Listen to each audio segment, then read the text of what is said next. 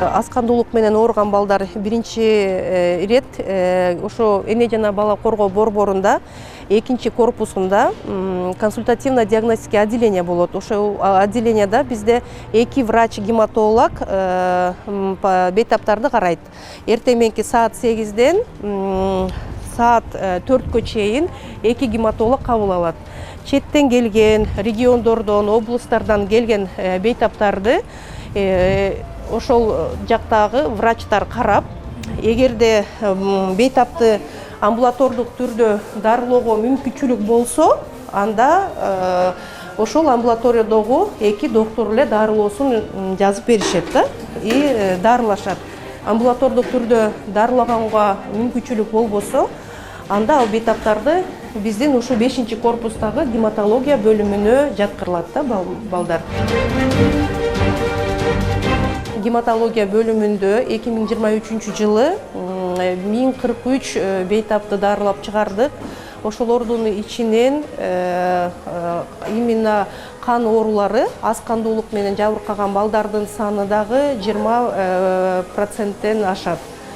Аз кандуулуктар менен ооруган балдардын сандары көбөйгөндүктөн бизге бөлүмгө өтө оор абалда келишет балдар. Гемоглобини 28, 25, 30, 40-ка чейин түшкөн балдар да келет. Анткени биринчи звенодогу региондордон каралбаган балдар көп келишет. Ошондо азыркы күндө биздин бөлүмүндө ошол эле анемиядан тышкарыдагы ошол эле апластикалык анемиялар бар. Ошондой эле анемиянын башка түрлөрү менен да жаткан балдардын саны көп.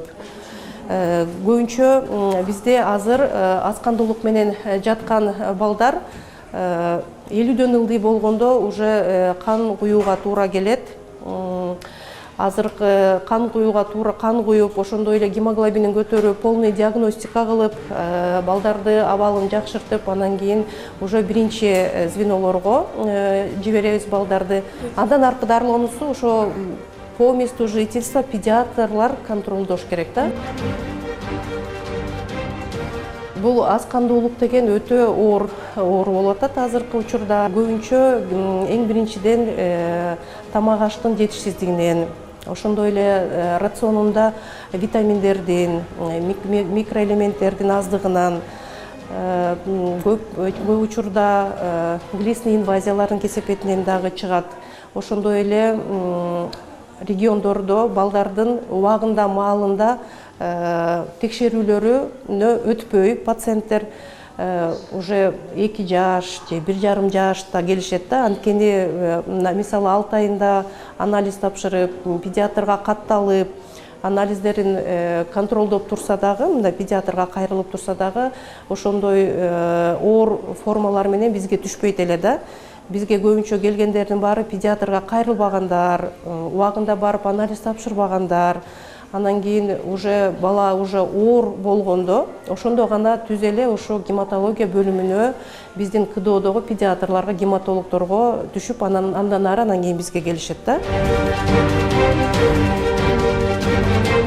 Аз кандуулук менен ооруганда, мисалы балдардын эң кичинекей балдар уже кичинекей кезинен эле башталат. Балдар бозоруп, алы кетип, шалдырап, тамак ичпей, табити тартпай, көбүрөөк уйкусу келип, ыксырап бала, басканы, кыймылдарын баары начарлай баштайт. Ошондой эле ошондой признактарды байкаса ата-эне, анда дароо педиатрга кайрылып, по месту жительства педиатрга барып, эң биринчи ушу развернутый анализ крови дейбиз, ошол анализди тапшырып, гемоглобини 70-ке чейин болсо, анда өздөрүнүн по месту жительства педиатр эле дарылаганга мүмкүнчүлүктөрү бар да.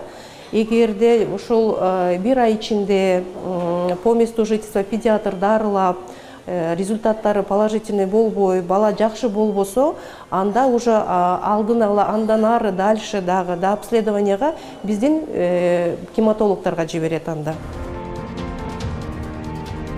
Эгерде баланыкы, жаш баланыкы 130, мисалы 125 болсо, баланыкы 28-22ге түшүп калса, албетте ден соолугуна коркунуч туудурат да. Анткени бүт жүрөгүнө нагрузка болот, мээсине нагрузка кетет, бүт өрчү өсүү өнүгүүсүнө дагы таасир этет да. Анемия болбош үчүн эне өзүнүн гемоглобини жакшы болуш керек да. Биринчи пландоодо, баланы төрөгөнгө пландоодо дагы алдын ала биринчи гемоглобини жакшы болуш керек, эненин гемоглобини жакшы болуш керек. Эгерде эненин гемоглобини да низкий болсо, баланын да гемоглобини аз болот. Ошон үчүн туура тамактануу керек, анализдерин контролдоо керек. Ар бир бала педиатрынын көзөмөлүндө болуш керек. Тамак ашын эң биринчиден биз препараты железа назначают по месту жительства. Биз жазган дарыларды убагында алыш керек. Көбүнчө жазылган дарылар убагында алынбайт. Дозировкалары туура эмес болуп калат. Кээде балдар болсо, мисалы, анемияда препараты железа ичип аткан маалда чай ичпеш керек, препараты кальция ичпеш керек. Кээде ошол эле дарыны берип эле, бирок ошол эле препараттар менен кошо беришет да. Ошондо дагы лечениясын дагы начарлайт да, жакшы жыйынтык бербейт да. Ошон үчүн алдын ала тамактануусу да жакшы болуш керек. Жалаң эле ошо препарат железа ичип атам, гемоглобинди ошо менен көтөрөм дебестен тамактануусу да жакшы болуш керек да. Маал менен тамак ичиш керек бала. Бүт түрдө овощи, фрукты, эт, бүт баарын өзүнүн өлчөмүндө алып туруш керек бала. Биз эми аскандуулук деп эме кылабыз. Кээде темирдин жетишсиздиги болот, B12 витаминдердин жетишсиздиги болот. Ошондой эле башка дагы анемиянын түрлөрү бар. Ал уже мындай апластикалык анемия дегендер бар. Алар бизде уже отделение, сөзсүз түрдө биздин бөлүмдө гана дарыланат турган ооруларда. Ал уже оор түрдө анемиялар болуп саналат. Мисалы, апластикалык анемияда бизде уже кемик иштебей, кемикте пайда боло турган кандын элементтери пайда болбой, кемикти май басып, ошондо жанакындай апластикалык анемиялар пайда болот. Азыркы күндө апластикалык анемиянын саны көбөйүүдө. Бул ооруда сөзсүз түрдө кемиктин пересадкасы кылынат да. Бизде Кыргызстанда ал кылынбайт. Ошон үчүн бул оору менен ооруган бейтаптар көбүнчө чет мамлекетке каражат издеп, ал пересадка кымбат болгондуктан каражат издешип, ошо чет мамлекеттен пересадка кылганга аргасыз болушат да. Пересадка костного мозга кылынат да. Ал чет мамлекеттерде $40,000 $100,000 чейин баасы кымбат. Ошол бейтаптар, ошол апластикалык оору менен ооруган бейтаптар биздин бөлүмдө дарыланып турушат. Азыркы күндө алардын саны 30дан ашуунда. Бизде Кыргызстанда пландалып атат. Буйруса болуп калса, бейтаптарга дагы бир топ жеңилдик болот эле да. Апластикалык анемияда бир гана гемоглобин түшпөйт. Лейкоциттер түшөт, тромбоциттер түшөт.